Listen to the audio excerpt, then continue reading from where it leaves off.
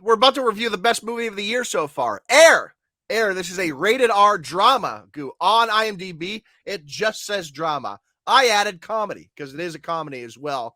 But I think that speaks to some of the issues of the movie. I think this is a little bit of an award bait movie, and they should have leaned into the comedy a little bit more. A runtime of 112 minutes, under 2 hours. Honestly, an impressive achievement. Yeah, and it didn't feel anywhere close to that. No, it was a breeze, absolute breeze. There were a couple scenes where it might have slowed down, but in general, really good pacing. Go on Rotten Tomatoes, 94% from the critics, 98% from the audience. Everyone is loving this. The people are loving this. On Metacritic, a 78, very high on Metacritic. So the critics, the audience, everyone's enjoying it. Goo, this is kind of cool. Little story here. This movie is written by Alex Convery. I think I'm saying that right. Convery. He's a 25-year-old kid. He wrote this script in the early days of COVID while he was binging The Last Dance. That was his inspiration. Cool. Yeah. And then he posted it on that Blacklist website where people go on and post post their what are they called? Scripts. Scripts. That's the word I'm looking for. They post their scripts. They get feedback from it, and it won an award on there. And then that made Affleck and Damon aware of it. Their production company snatched it up. So that's how this movie got made. Really cool for a 25-year-old kid who I'm sure is going to have great things ahead of him now. This movie, Goo, is directed by Ben Affleck, who we have not seen direct a movie since 2016. Of course, he's done Gone Baby Gone, The Town, Argo, and Live by Night. Live by Night was the 2016 one. I don't know if anyone saw that movie. No. That's the one where they're like Boston gangsters, but it's like set in the 50s. Oh, that's right. Yeah. And they like fly to Florida. It was a bad concept. He did write The Last Duel, which came out a couple years ago, so there's something. 2 movies he's got in development. Keeper of the Lost Cities, haven't heard anything about that. And Witness for the Prosecution, haven't heard anything about that. So maybe keep your eyes peeled for that. Synopsis of Air follows the story of shoe salesman Sonny Vaccaro and how he led Nike in its pursuit of the greatest athlete in the history of basketball, Michael Jordan. Yeah. That's what it's about. And what I like about this is that the movie is about Sonny. It's not about Michael.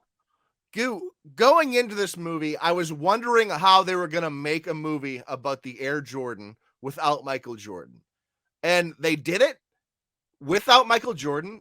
And that might be why this movie is so good, because I didn't even bother to get into Michael Jordan. Yes, better because for I think once you get into that, you deal with people's expectations for the character. Oh, he didn't do this. Oh, he didn't do that. Ben Affleck actually talked about. He's like, if you cast anyone as Michael Jordan, that's all anyone's going to talk about. Yeah, smartest thing they did. They just sidestepped it entirely.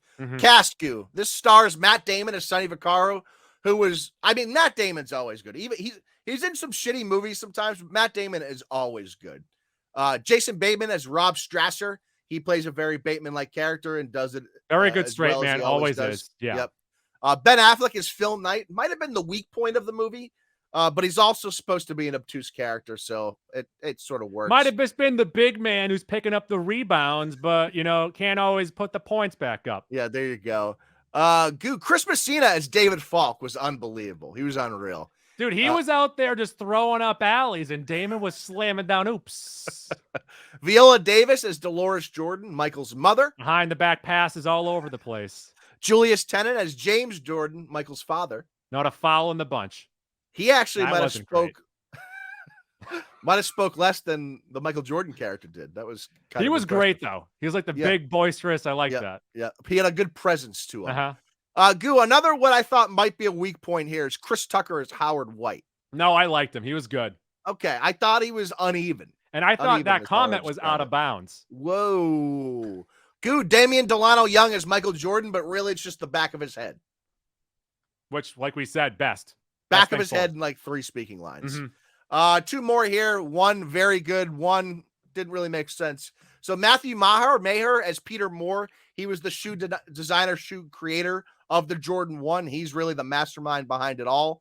And then Marlon Wayans as George Raveling, who was an assistant coach on Team USA, the person that really got Jordan in the first place to start thinking about Nike. He was in one scene. And also was a good friend of Sonny Vaccaro's. And I say a little jarring because that scene has no place in this movie other than when they tell you at the end that Raveling had a hand in this. No, but it also kind of motivates Sonny and it lets him know, like, hey, this is how you get to Jordan. And then also, can we talk about how he had the speech written by Martin Luther King? Yeah, I get Which, that. like, I was like, wait, is that fabricated? I And then they're like, no, thought it this was going really to be one happened. of those like myths that people have just said for years, and then it turns out he declined $3 million for the speech. It's incredible. Yeah, that's amazing. I want to see the movie about that. Yeah, it's honestly outrageous. I do feel like that scene was very unnecessary, though. Okay.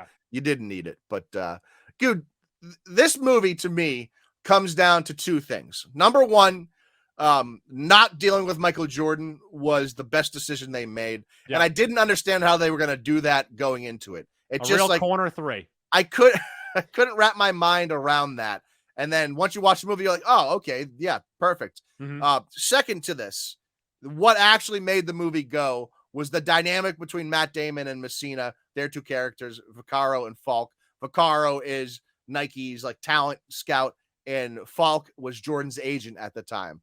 Their conversations and their back and forths were the beat of this movie, the heart of this movie, and provided the most comedy for sure. I'm glad that you mentioned that because they provide the energy that keeps going throughout this movie. And that energy is what is really what draws you in. Like I've already said, this is a really, really funny movie, but it's from start to finish, Damon carrying it and just picking up with each character as he goes along and just keeping that energy throughout.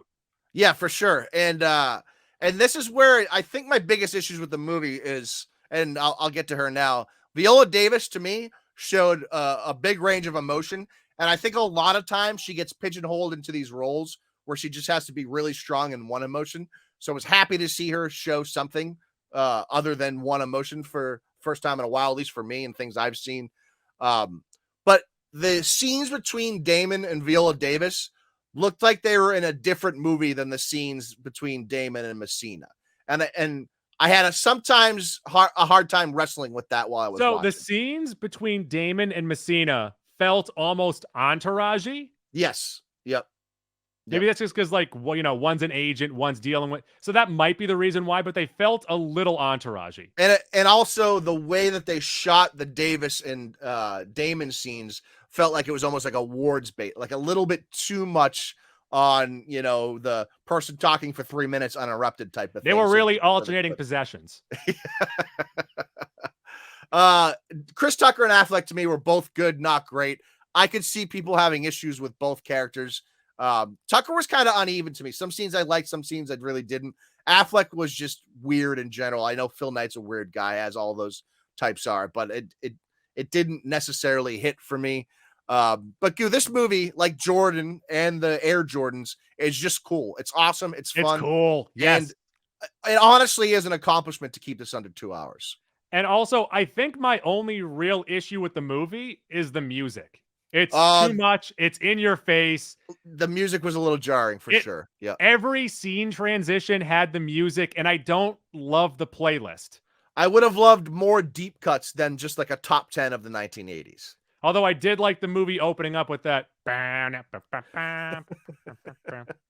probably the wrong song, by the way. The other thing here, Goo, you know, actually, I'll wait till we run through the gauntlet because I think it's my biggest point. All right, let's do the gauntlet real quickly, Mac. Fun factor, I thought this was outrageously fun. And not just for me, who's a sports fan, as you can tell by my jersey right now, but also for my wife, who doesn't give two shits about sports, doesn't know anything about 1980s basketball, and she still thought this was a 10 out of 10. Amazingly, Goo, a movie about people making a shoe was incredibly fun. And moreover, I nerded out a little bit about like the player evaluation and the draft stuff. Same. I love how they created the shoe and how they were going after certain players. Like I really, really liked that. Same. Saddest factor. This movie was just super satisfying from start to finish. And maybe the least satisfying scene is the one that is meant to be the most satisfying, which I don't know if you understand what I mean by that. Like it's the cheesiest scene, but everything else in it leads to a point that you really enjoy. There were a couple. So I also really liked how they were talking about like Stockton, Barkley, all that. And then no one knew where Gonzaga was. Also a great scene with the like 7-Eleven clerk who was out on Jordan and then was in months later, which is just a perfect Also, encapsulation. imagine trying to sell a John Stockton shoe. Perfect encapsulation of the sports fan was that 7-Eleven clerk. Yeah. To me, I know maybe this is what you're talking about. I was a sucker for the reveal of the shoe.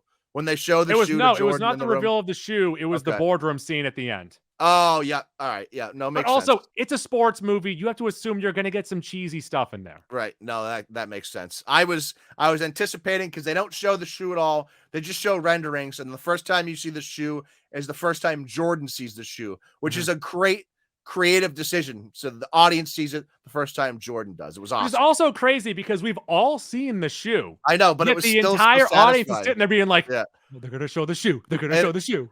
And I was thinking about it, Goo. And this plays into the movie gets into like how sort of boring shoes are. Converse has one shoe. Adidas has one shoe with 3 colorways, and how the NBA limited that, and people looked at shoes as company first and then athletes below that. Yeah. And the great idea here was to put the athlete above the shoe and create signature shoes.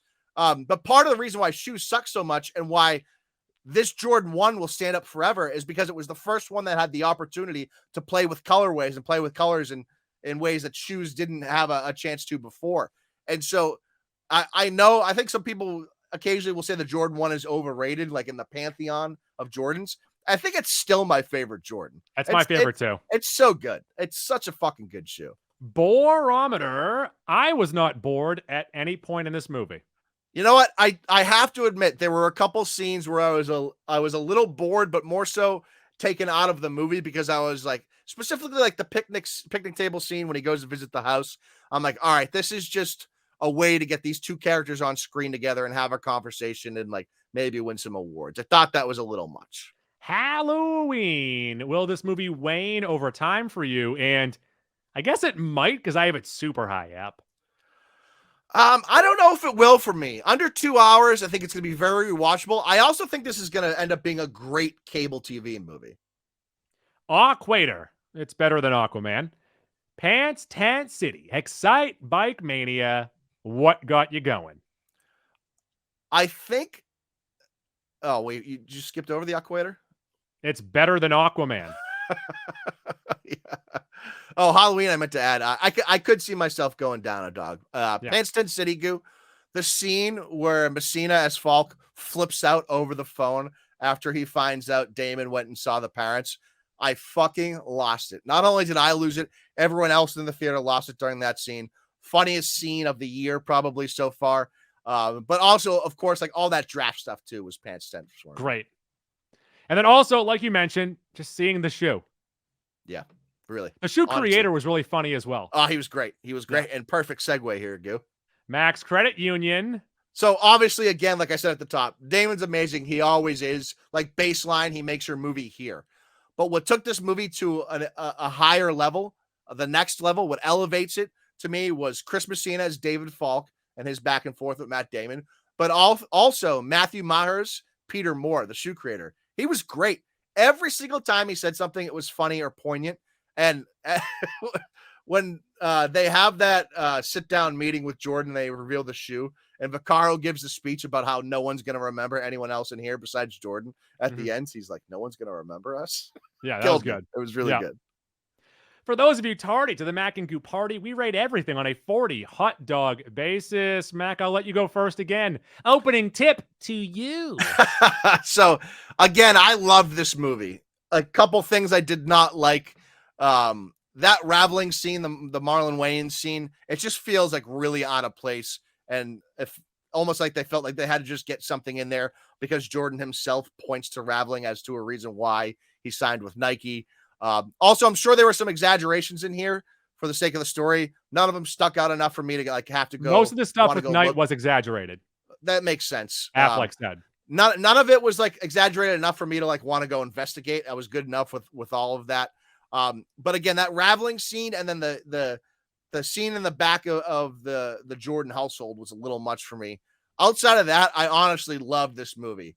My biggest downside besides those two scenes is for me, and this is because Goo, we're talking about like 40 dog movies or just below that here. That's how good this movie is. Yeah. This movie doesn't move me emotionally. And for me to want to put it up in the 39-40 dog range, I need to be moved a little bit. Now, I didn't expect to be moved by this movie, obviously, but just my personal opinion, for a movie to be rated that high, it's got to change me. It's got to sit with me or move me. And this movie simply doesn't do that. And I don't think it ever had the chance to. So I have this still as the best movie of the year. I've got it at 38 hot dogs. I really, really like this movie.